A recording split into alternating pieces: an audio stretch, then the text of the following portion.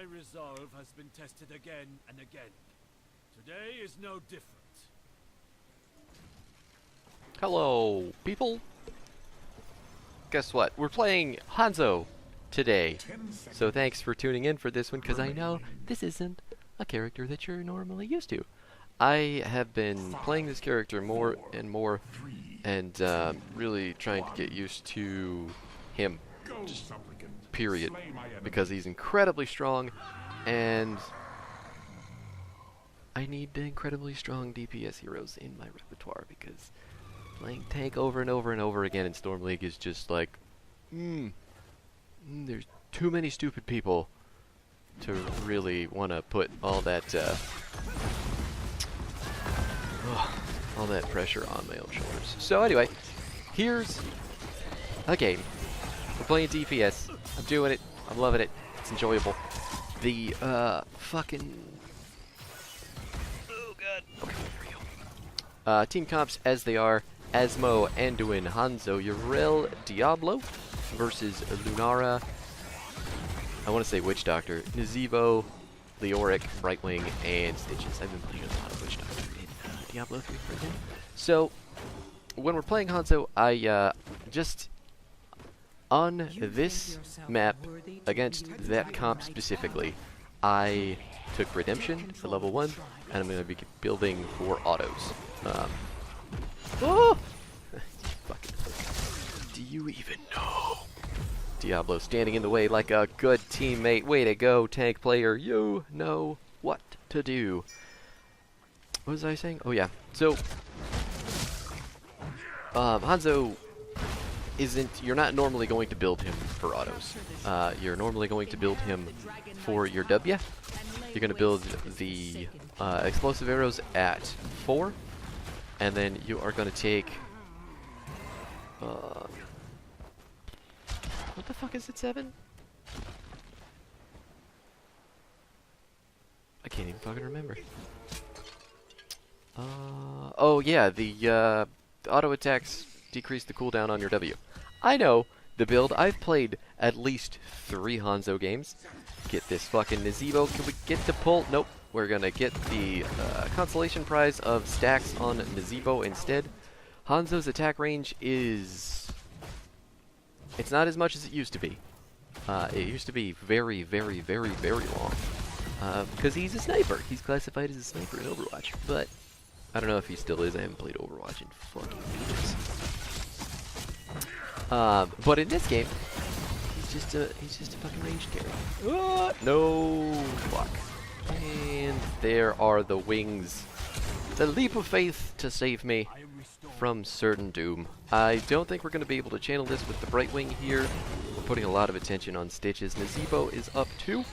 Now we need to back up. Our health bars are not the largest. We have the bottom shrine, so we don't have to die for this. And they're going to take the top shrine, so everything's okay there. We're just going to let the map play out a little bit. I'm just going to keep getting stacks. As you can see in the bottom left-hand corner, there it is. Done. Completed. Redemption concluded. I had a thought, and then it was gone, and I'm hoping it just comes back. You'll notice that we're playing a lot macro heavy. So right now, the enemy team has got the top and they're going to get the bottom shrine. Our Anduin is going to try to stall as much as he can while we get this night camp. And then we need our Yrel to hop over on the top. All you gotta do is just hop over the wall. Just hop over the wall. There it is. Alright, so she's de-channeling. Looks like we got it. We're going to lose our Anduin. Bummer. At the same time, the night camp is going top to help Yrel against a Leo to push. Everything is working out. I'm trying to keep an eye on... oh my god. That's a lot of people. Trying to keep my eye on the enemy team. Asmo is having a ridiculously easy time in the bottom lane, which is funny. And then we hop over, and then he completely whiffs his hook. Everything is perfect. I am coming up top to try to stop the cap. Looks like there's 2 of the enemy team top as well. See if I can... oh god, not... I don't like it when he pants that way. I get too click happy. I click far too much when I'm playing this hero, and that fucks shit up real bad. Oh my god, I got so close. We did hit him with quite a few of the scatter arrows, but there's only so much. We still got our knights pushing here in the top lane. We can put some redonkulous damage down because I do have the armor shred on my auto attacks and McHugh. Oh. So basically anybody that we auto attack with our increased auto attack speed is going to be losing 2 armor per hit. And then I believe that's on your Q too, right? That's the wrong one. Yeah, Stormbow or auto attacks. Isn't that neat? So if you hit somebody with Storm with your Q and your... This is embarrassing. With your Q and an auto attack, they immediately lose 4 armor. I'm gonna get polymorphed immediately. He was channeling. I had 0 idea he was there. That polymorph just completely threw me out. And then the whoever was hiding in the bush over there just snuck around and murdered the shit out of it, which is pretty annoying. You're all coming down from the top lane. We are about a 3/4 of a level down. Enemy team is trying to push in, but we are doing a good job clearing out these minions. Doing a fantastic job, actually. We do have an obnoxious amount of clear with this character, with the explosive arrows and the charged up Q from so far away. Can we get this kill? He's gonna pop his ult to get away. I fully believe we could have killed him, but I guess we're not going for it. Dragon's still in the bottom lane. It's only got 5 seconds left on the timer. Enemy team kind of walked it around doing nothing for a while. So I'm just going to clear out the middle wave, get the soak here, catch us up, and then get this going. We do have our level 1 completed, so what you're noticing in the bottom left-hand corner with the little golden arrow tip is our auto attack timer. Arrow out. Nailed it. I don't know why Brightwing sat in that bush for so long. Seems like a dumb thing to do. Also, no. People pick Brightwing, and while I love Emerald Winds, we all know that Blink Heal is apparently the go-to, so Blink Heal would have saved that person. Yeah, anyway, here we are. Getting the night camp, getting ready to make some more macro calls, push in on the bottom fort, and open up some more pressure on the map. Enemy team thinks they can engage here into a 3 versus 4. Not sure why they think that. Not sure why they believe it's worth dying for on the camp. Because it's not. We murdered the shit out of you, took your ult, and now we're going to take your buildings too. Our Asmo, in case you didn't notice, because I didn't notice, he took the wrong ult. So he's one of those guys.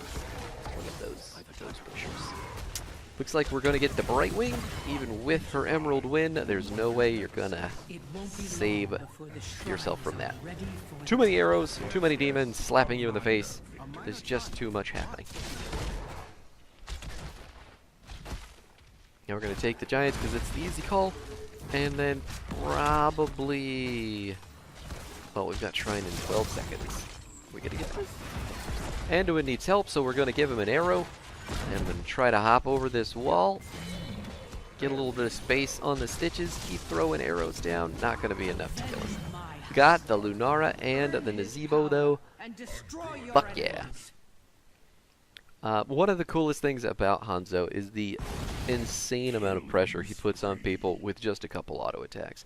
Especially if you're playing this build. Like, if the enemy comp is conducive to building auto attacks, he can put out so much damage for relatively no effort. As long as you're good at auto attacking, things is working. Trying to get the minions to focus on me. Got it. Now we're going to channel the Dragon Knight. Leo's trying to fight top. Not going to work out for him. Plenty of space created. Let's kill these minions. get this fort. Just want to create some pressure in the top lane for our Yrel because the Leo right now is pushing into her a lot. And not in a fun way either. In a really unfun way. Yrel versus Leo, I mean, I don't know.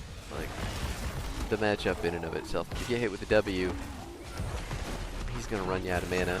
It's like, oh, but there's the hammer to kill him! It's basically just like, who can conserve their mana the best and clear the fastest? And in this particular game, Leo... I thought we were gonna get that. The Leo was just out clearing the Yrel, which led to where we're at now. But we got the top fort, no big deal there.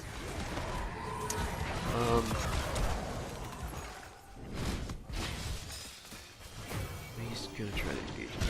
I have no idea why. He also took March of the Black King, which is like, what? What? Zebo trapping the Leoric into the zombie wall, indicative of my night in Diablo 3 last night. Oh, there's a pull. That guy was landing some hooks this game, but his team just wasn't ever able to do anything about it. I need some mana, so we're gonna go grab that and hope to, dear Lord, baby Jesus, that our team is okay without us. We got 10 seconds on our ult. Okay, can we just get the wing? Oh my god. I was thinking about ulting there because he lived for a while, but I passed. I passed on it. He's got souls, he's coming right back. I must head back to base. So saving the ult isn't that big a deal. Don't stand in that bush. Right now I've got the big fucking arrow I'm hoping to use, but we've got 2 people on the night camp, which is a little bit of a bummer. I don't understand that angle and why that just bounced back that way. I don't want to give this up, but at the same time I don't think... There's the ult. Now we just keep running in. We're going to take the immediate double kill. What I am not looking at anything right now. It's like, oh shit, my team should be following me, and then they weren't. So I died. And now we have to get our level 1 stacks back. We lost 3. You lose 3 stacks on death, and it takes 2 auto attacks to get a single stack. So we gotta autos. We gotta autos. It's gonna be okay. Just gonna wreck the shit out of the Leoric real fast, get his ghost out, and then try to run up to the dragon. We're doing just fine holding the top point. Yeah,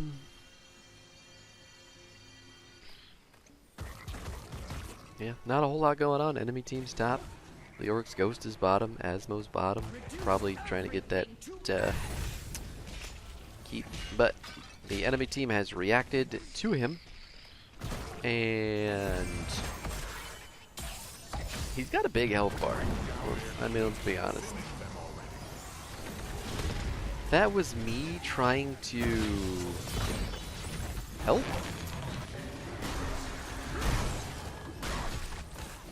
We're gonna lose Miranda with 2.